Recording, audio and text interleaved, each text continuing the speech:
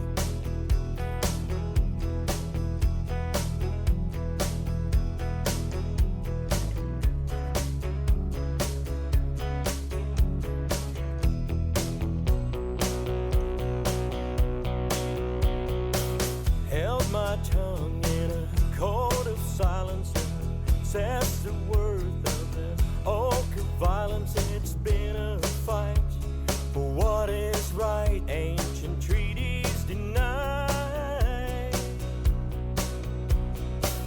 1990 called it Indian summer. You could feel the beat of a distant drummer, so strong with pride. Side by side we shared a social changing tide.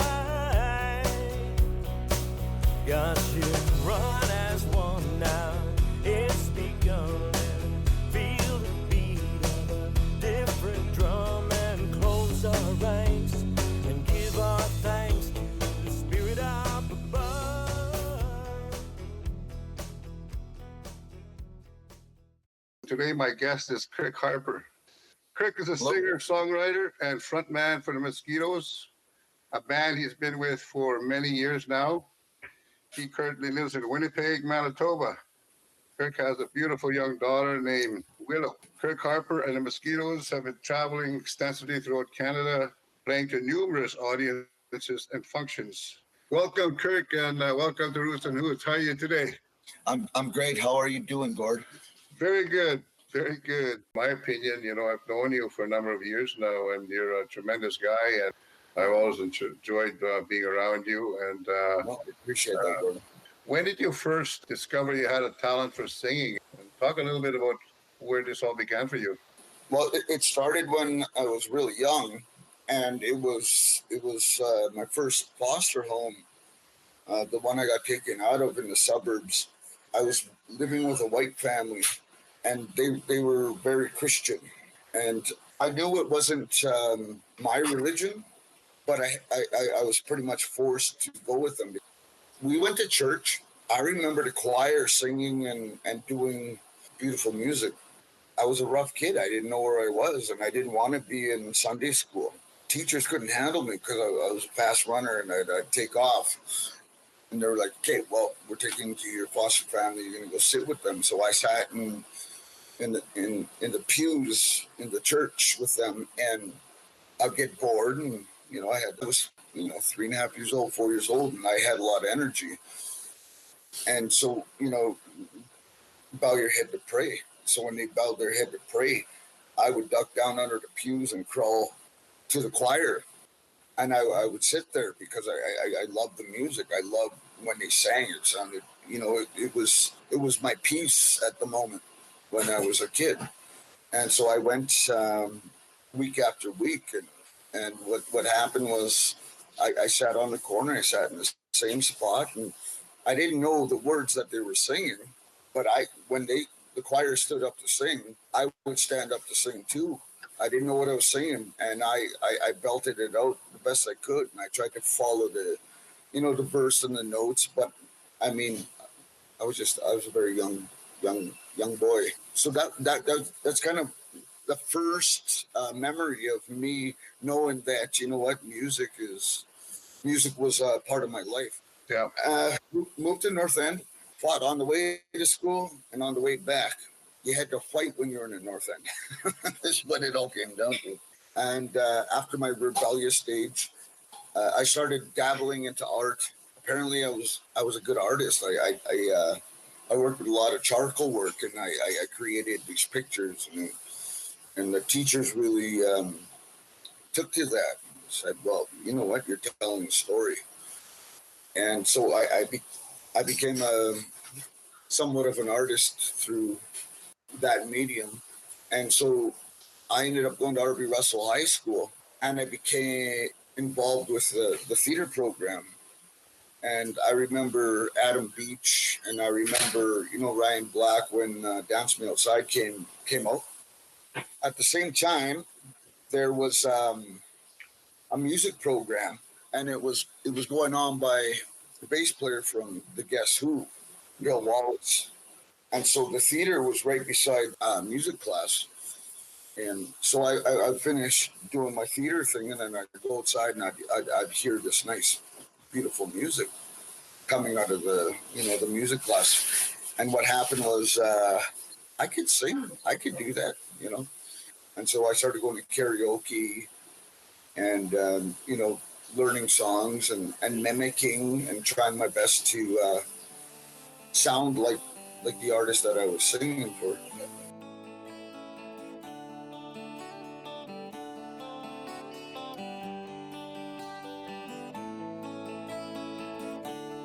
Nobody's perfect and we all feel a little pale.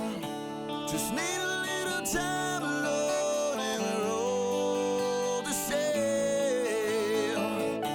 See raging water roll through a perfect day. You look like an angel, then the storm blew you away. I look into the morning, hoping it won't be the same. You were shaken by the thunder. You were drenched by the rain.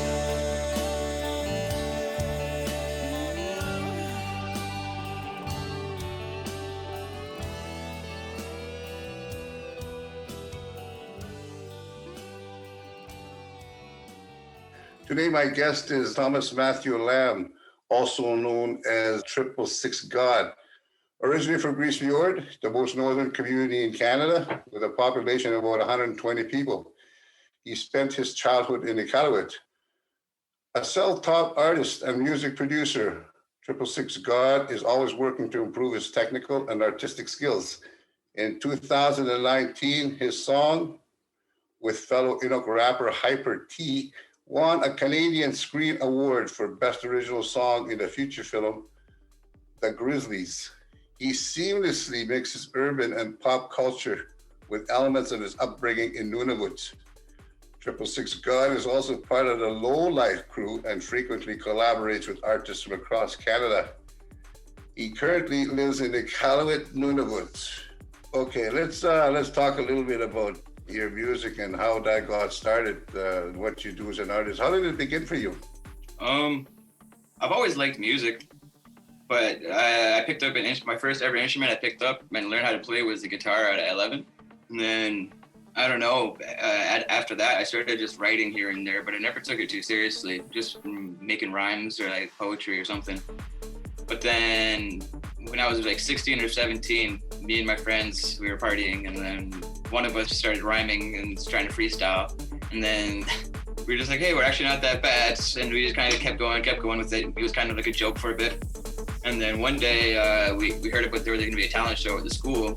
So I looked over at my friend, Mister, and I said, yeah, let's do it. Let's do this. And then we went on stage and got like a way better reception than we thought we would get.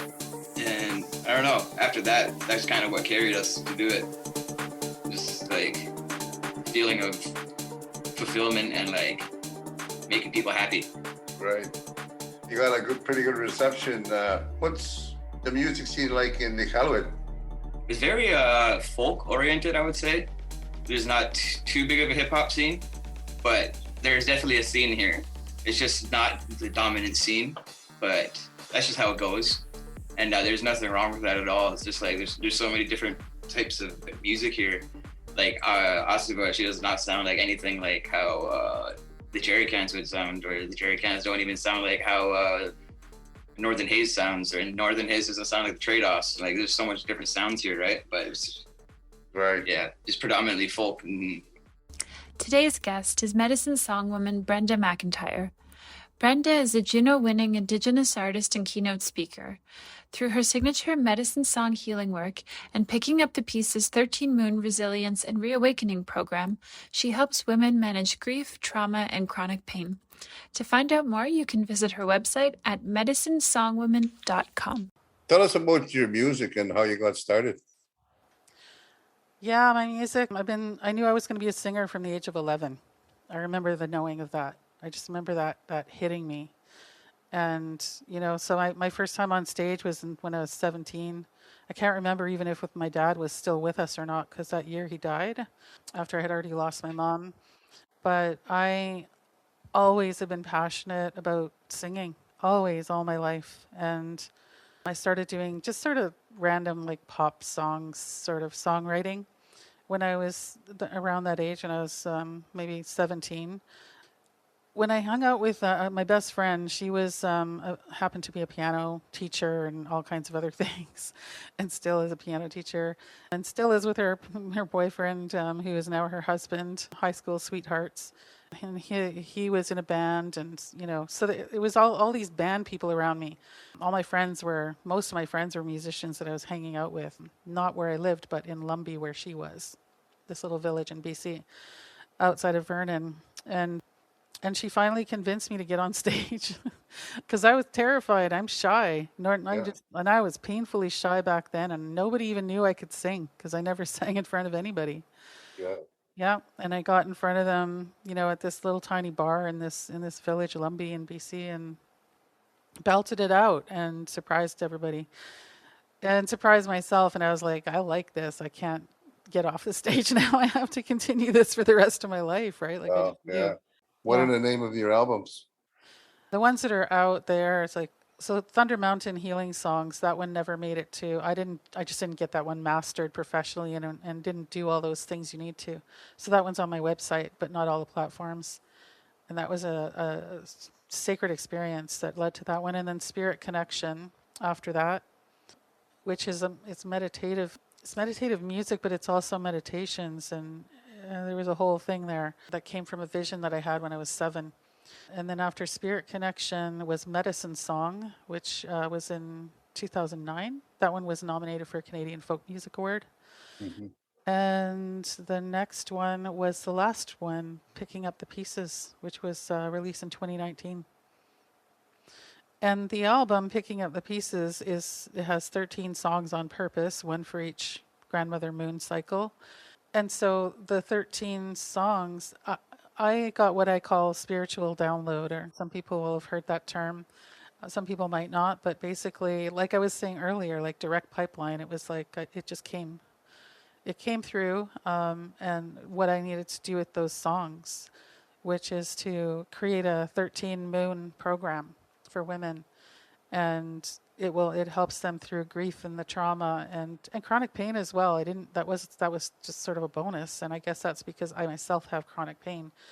So the medicine, they're all medicine songs, they're all healing songs, and so I meet with the women in my program for the full moons and the new moons, for 13 moons, and a couple other times too, and we get together in circle virtually, and I get to share this music with them. But we're doing activities that I call resilient embodiment activities. And the cool thing is that I was learning from a Cree grandmother about trauma, and everything that she was talking about, it was like confirming to me why what I'm doing is working.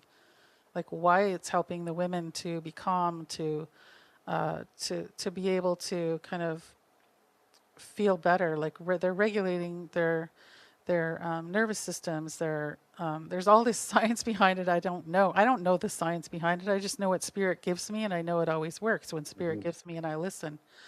So I was following through and doing that, and I found out why it works is because there's science behind it. All of our traditions, really, like there's science behind why that works, why it helps us, Right, and so just even movement to the music, just even that, or singing the songs. Yeah. This is a title track off my album, Picking Up the Pieces. Medicine Song Woman.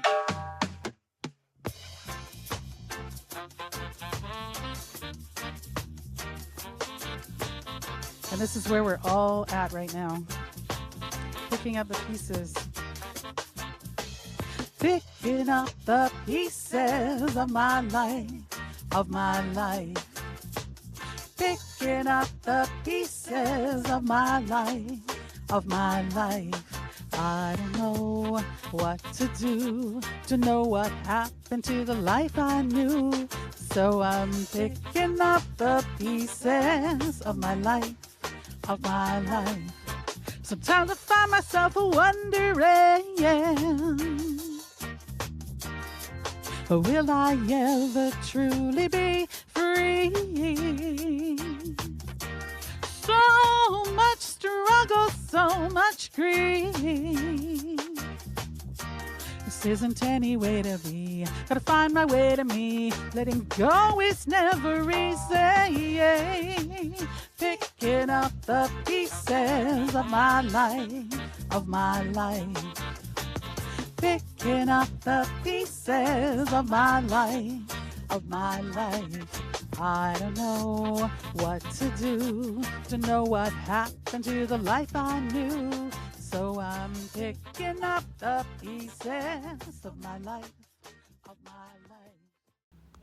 Hello and welcome to this episode podcast on Indigenous Roots and Hoots, produced by the Legacy of Hope Foundation.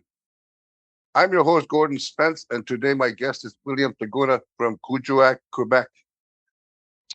You're a singer and a songwriter, and it seems like you started your music career at an early age. I think you started out when you were at Churchill, if I'm correct on that.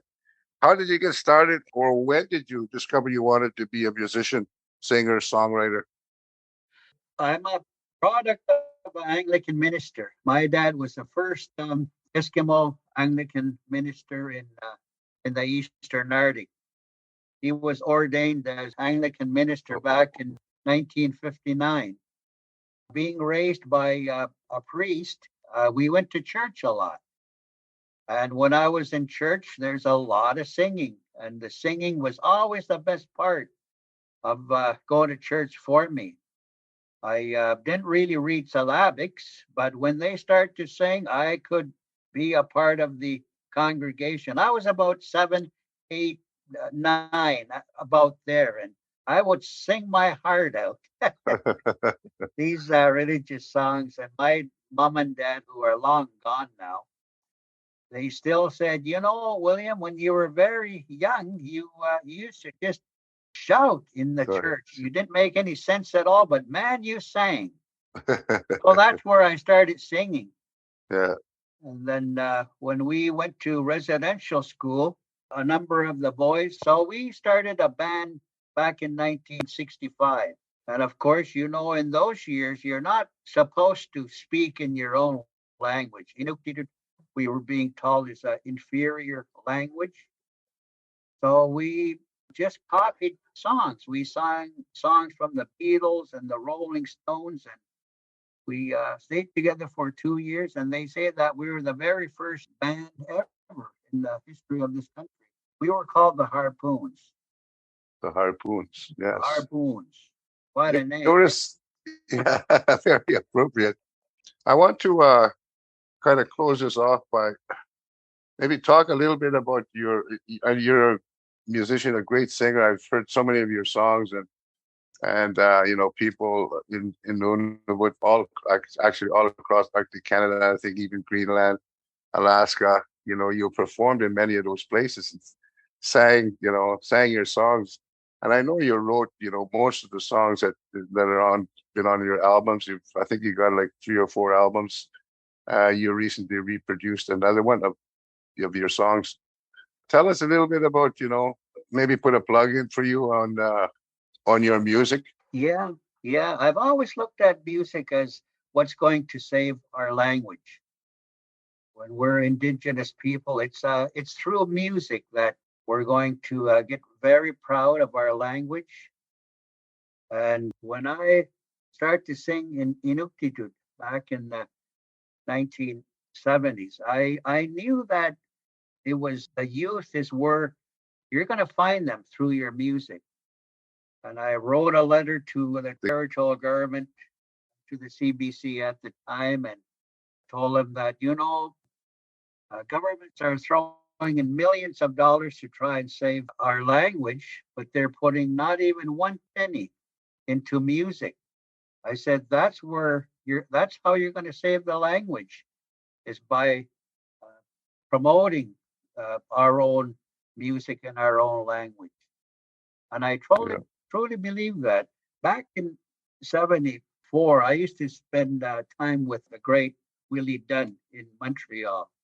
Oh yeah. He was really one of my heroes, and to me, he was like a Gordon Lightfoot that sang about our issues. And well, Willie used to come to our place in Montreal and just hang out, have a beer or two. And I've been in Greenland with him as well. Sumi from Greenland.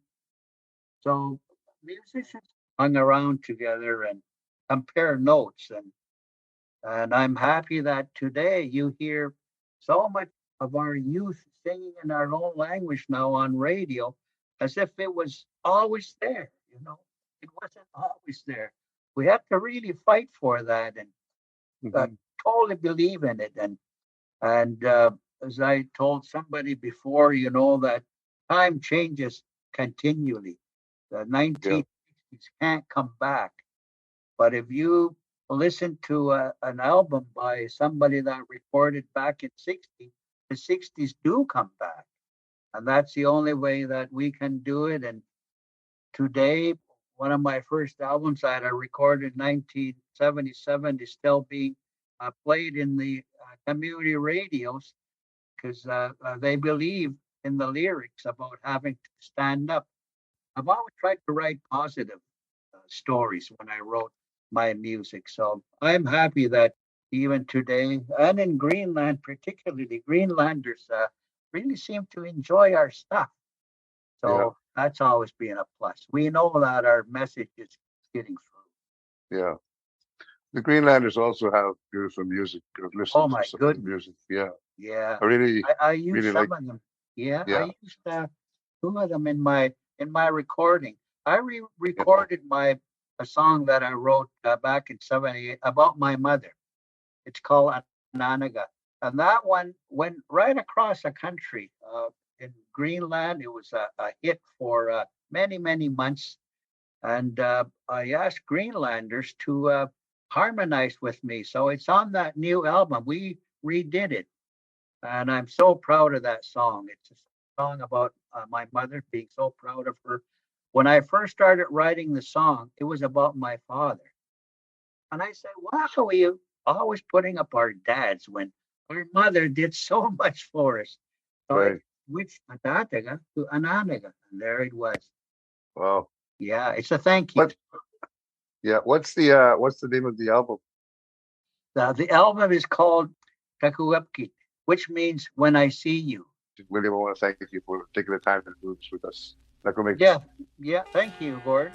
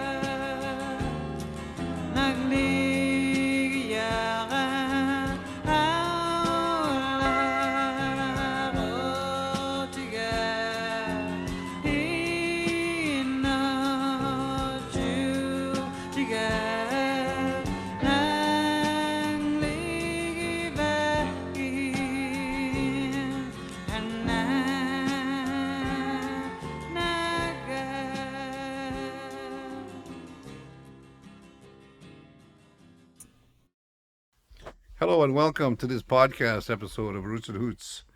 My name is Gordon Spence, your host, and my guest today is Susan Aglukark, and she's a famous singer in the north and all over Canada. So welcome, Susan, and you were also known as the Arctic Rose of the Arctic, and people love you, and you started a foundation called the Arctic Rose Foundation. Mm-hmm.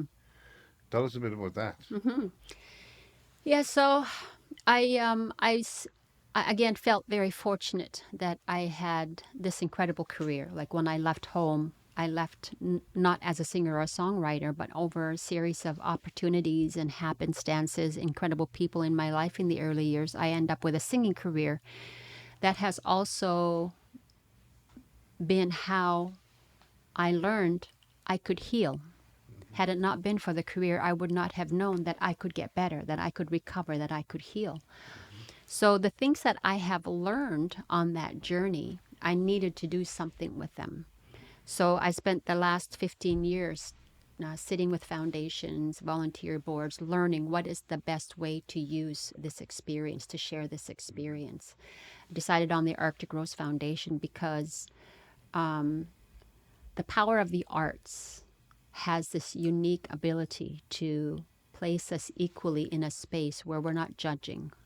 I'm not going to tell you what's wrong or what's right. We're just going to sit here and we're going to create a safe place where we can figure out what's going on. We know what to do, but we're going to figure this out with you. We're going to sit here safely, emotionally, physically, culturally, spiritually safe, and we're going to discover expression through expression, what's going on in our body and our mind, and we're going to work with you through art.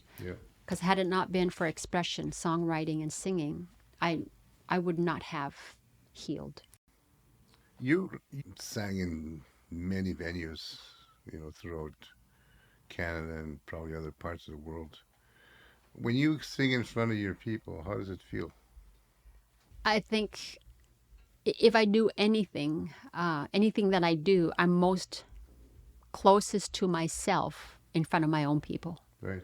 I'm most comfortable with an Indigenous audience. If it's Inuit or First Nations or Métis or an event that we're putting on, I feel the most safest and most comfortable in an Indigenous audience.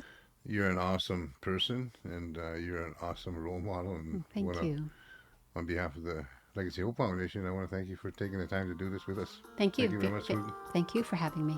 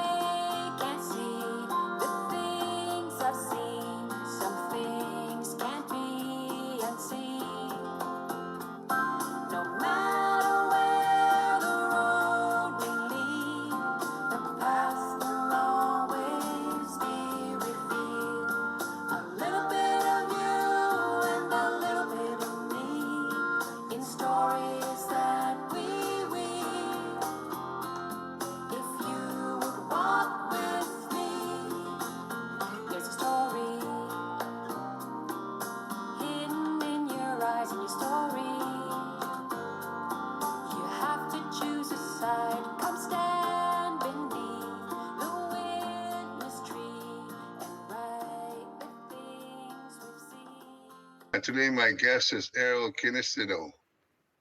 A little background on Erroll. Erroll Kinistino is a solo Treaty First Nation member from the Chapways First Nation in Saskatchewan. This podcast is about Aboriginal culture and sharing your knowledge and humor, and you always do a good job of that. But as Indigenous people, we have many stories that have been passed down to us, but we're also part of our work here at the Legacy Hope Foundation surrounds education, and we're trying to promote a greater understanding about Aboriginal culture and reconciliation. Do you feel a need, or do you have some kind of a message about reconciliation and how we can kind of make this country a better place for everyone to live? I think nowadays, it's not just the Indian people that are learning that history. It's the other people that come to the First Nation University of Canada that's just down the road here and learn what they did in lieu of civilization, in lieu of making this British North America colony, that they call Canada, into a country that would take advantage of the Indians, take away their land and put them on little reserves and watch them disintegrate. And today it kind of backfired. Our reserves are kind of the last places where we think this is our homeland, this is our nationhood, this is our sovereignty. and then it's turning around where we're mushrooms for the next generation of people. So that's where we got to reconcile. We have to learn the history, and we have to educate not just ourselves, but the people on the outside of our communities to gain their support, because they are in power. They're sometimes they're in the law that makes the government of Canada. They work for Indian Affairs, or they work for medical services, or they work in these things that could change their attitudes towards Indians, and maybe one day grant the people, like true independence, sovereignty, self-government. That's what we've been working for in the last while, and it's a step to. If that's part of reconciliation, then I think it's really important that we do the groundwork, the basis of that. When we see people that don't understand us, take it with a grain of salt. Don't just pick up the rifle and want to shoot right away. Think, put on your thinking cap, do your writing with your pen and your art and your poetry and your maybe an essay, or do learning on Aboriginal studies or history, or become a mathematician and discover some new things in math. Our people are branching out now. There's people are into astronomy. They're studying space and being engineers. Like, we can't say that our people are just lawyers, teachers, and nurses now. We've gone beyond that. There's teachers, nurses, or ministers. We're actually becoming principals of the schools, and we're becoming people that are in decision making places, and that's where we got to go with this reconciliation, so that there's a hope of a legacy of hope for our future. And as artists, we have that challenge as well, to be happy and say, don't just let all this stuff get you down. Go to a powwow, go to a festival, go to a writing school and write about this stuff, and make it good, make it happen. You must win. You must yan. Erroll Kinistino, you're a real inspiration, and I really enjoyed talking to you this afternoon.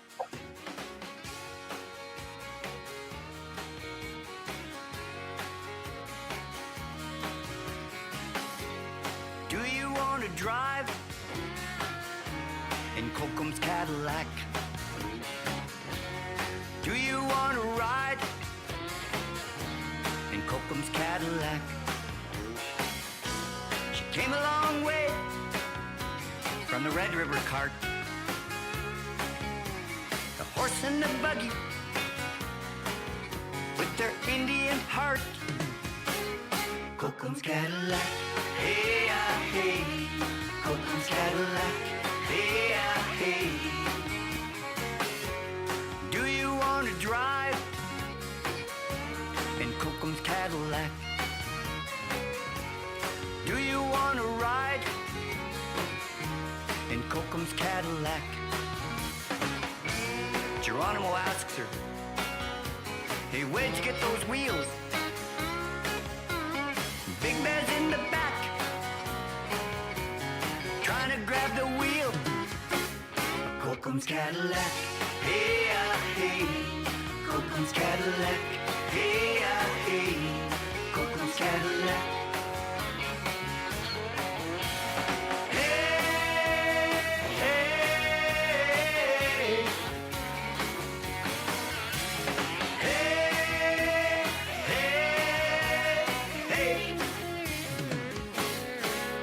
Cadillac, hey, ah, hey. Kokum's Cadillac, hey, ah, hey. Do you want to drive Kokum's Cadillac? Do you want to ride in Kokum's Cadillac? She came a long way from Old Chap Lonesome Prairie, with Mushrooms, oxen, and his Model T. Kokum's Cadillac, hey, ah, hey. Kokum's Cadillac, hey, ah, hey.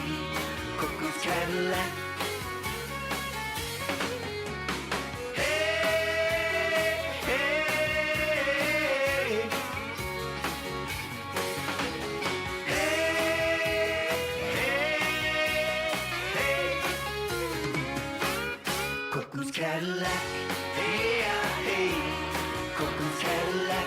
Hey, hey, Coco's Cadillac. Poor old Coco thinks her Pontiac's a Cadillac.